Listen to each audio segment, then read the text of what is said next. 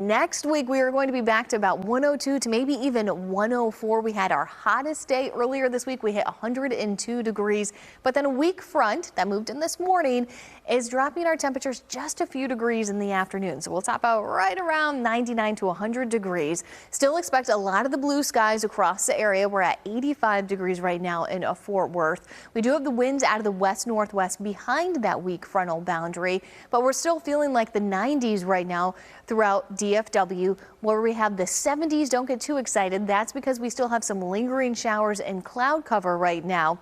But we did get a decent amount of rain in some spots from the thunderstorms that we had very early this morning. You may have gotten woken up by them. 1 to 2 inches around Tarrant County, back towards Weatherford, even over towards Palo Pinto. Got a decent soaking from these storms, but they are headed into central Texas.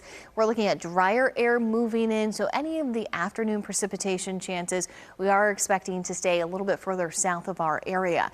That makes it another great pool day, especially before you head back to school. Will be 93 degrees by noon, that high near 100 degrees. And with some drier air mixing down, we'll see those heat indices staying around 102 to maybe 103 this afternoon. But high pressure, it shifted a little bit further back to the west. That allowed that frontal boundary to move in.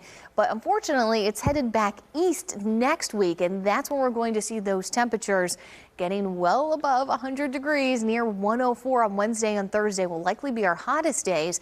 And then looking ahead towards Friday and Saturday, this is when we could see another weak front moving in and maybe an isolated storm. But where the storms are not going to be isolated, they're going to be widespread and very heavy. That's into Florida because of Tropical Depression 4. We are expecting it to become Tropical Storm Debbie later today, strengthening and organizing as it moves over to the Gulf waters, and that's going to continue to push rain band after rain band along Florida's west coast through the weekend and even into the start of next week.